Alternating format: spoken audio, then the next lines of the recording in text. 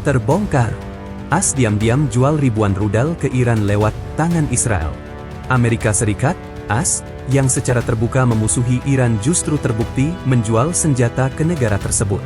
Transaksi ini berlangsung secara diam-diam melalui Israel, sekutu dekat AS yang juga berseteru dengan Iran.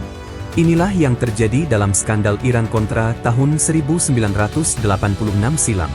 Kasus ini menunjukkan apa yang tampak di medan pertempuran belum tentu mencerminkan kenyataan di balik layar.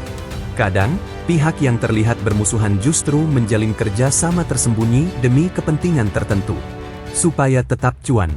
Sejak revolusi Iran 1979, hubungan AS-Iran memburuk drastis.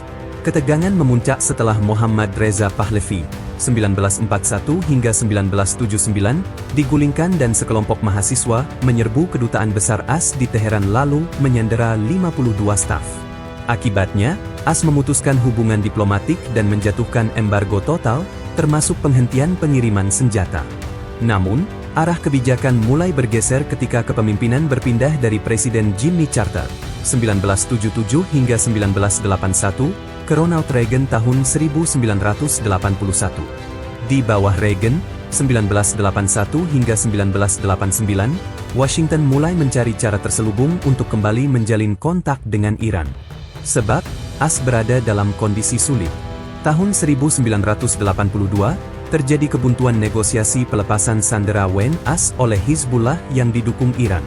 Di sisi lain, jika Iran terus ditekan, ada kekhawatiran negara itu akan berpaling ke Uni Soviet dan masuk blok komunis. Selain itu, AS juga dirugikan karena senjata buatan mereka tetap mengalir ke Iran secara ilegal, tanpa bisa dikendalikan.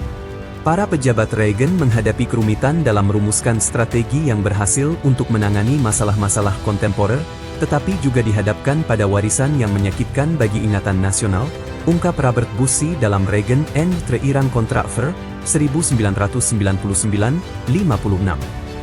Dari situ muncul rencana berani, yakni menjual senjata secara diam-diam ke Iran. Langkah ini dianggap menguntungkan karena Iran sedang terlibat dalam perang melawan Irak, 1980 hingga 1988. Dengan demikian, AS bisa menjalin hubungan dan meraup keuntungan dari konflik lewat tangan Israel. Akibat tak bisa berdagang secara terang-terangan, AS memanfaatkan mitra strategisnya di Timur Tengah, yakni Israel sebagai perantara. PM Israel, Menachem Begin, 1977 hingga 1983, langsung menerima tawaran AS. Meski secara terbuka berkonflik dengan Iran, Israel melihat peluang lain dari kerjasama ini. Sejak Revolusi Islam 1979, Israel ingin melobi Iran supaya memperbolehkan kembali aktivitas Zionisme. Sebab, usai terjadi pelarangan, komunitas Yahudi Iran berada dalam posisi terancam dan statusnya di mata hukum menjadi terbatas. Namun, upaya lobi tak pernah bisa dilakukan. Hingga akhirnya, menurut Alessandra Cecolin dalam Iranian Jews in Israel, 2015, peluang tersebut dimanfaatkan Israel untuk melakukan lobi informal demi memindahkan warga Yahudi dari Iran ke Israel. Meskipun emigrasi Yahudi Iran ke Israel tergolong ilegal, hal ini kemudian menjadi bagian dari negosiasi informal antara Khomeini dan Begin, tulis Alessandra Cecolin. Pada awal 1985, operasi penjualan senjata mulai dijalankan. AS melalui Israel mengirim senjata ke Iran. Israel pun memulai pemindahan warga Yahudi. Washington awalnya mengirim 500 rudal dan melonjak menjadi ribuan rudal dalam kurang dari 6 bulan. Dari transaksi ini, AS meraup keuntungan hingga 48 juta AS dolar. Namun, dana tersebut tak masuk ke kas negara, tetapi dialihkan secara rahasia untuk mendanai perlawanan kelompok kontra melawan rezim pro-komunisme di Nicaragua, Amerika Tengah. Terbongkar. Selama operasi rahasia berlangsung, Iran-Israel AS tampak saling bermusuhan di mata publik. Berkat rudal AS, Iran makin leluasa menghajar Irak. Lalu Israel berhasil menyelamatkan ribuan Yahudi dari Iran. AS pun sukses membuat kontra di atas angin.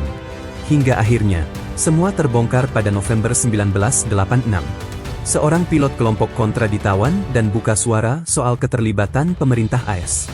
Dari situ, benang merah mulai terurai dan menguak fakta lebih besar, yakni AS diam-diam menjual senjata ke Iran yang hasil penjualannya digunakan untuk membiayai perlawanan anti-komunis di Nicaragua. New York Times, 25 November 1986, memberitakan, kasus ini seketika menjadi skandal besar di AS.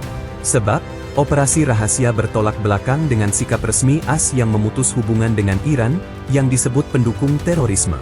Begitu pula dengan Israel, yang secara terbuka memusuhi Iran, tapi di balik layar justru ikut mendukungnya. Dalam konferensi pers pada 19 November 1986, Reagan mengakui operasi rahasia dan mencoba meredam skandal ini dengan mengatakan, 18 bulan lalu, pemerintahan memulai inisiatif rahasia untuk Republik Islam Iran.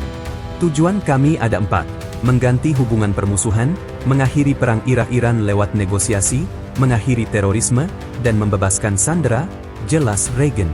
Kongres AS segera membentuk tim investigasi. Sejumlah pejabat tinggi dijatuhi hukuman. Namun, Reagan sendiri dinyatakan tak bersalah dan tetap menyelesaikan masa jabatannya. Pada akhirnya, kejadian yang disebut skandal Iran Contra ini menjadi bukti bahwa di balik perang dan permusuhan, bisa saja terjadi kesepakatan senyap yang hanya diketahui segelintir orang. Pengamat geopolitik menilai bahwa perubahan sikap AS terhadap Iran bukan semata demi perdamaian, tetapi lebih karena kepentingan strategis. Ketergantungan energi global yang kembali meningkat membuat Washington berpikir ulang soal sanksi minyak terhadap Iran. Dengan harga minyak dunia yang melonjak pasca konflik terbaru di Laut Merah dan Teluk Persia, AS kini tampaknya memprioritaskan stabilitas pasokan energi dibanding komitmen jangka panjang terhadap sekutu lamanya. Ini adalah bentuk realpolitik klasik. AS mendekati Iran bukan karena mereka mempercayainya, tapi karena mereka butuh, ujar Dr. Rachel Weissman, analis politik dari Universitas Oxford. Sayangnya, Israel menjadi korban dari manuver ini. Dengan perubahan besar ini, tatanan politik global kembali diuji.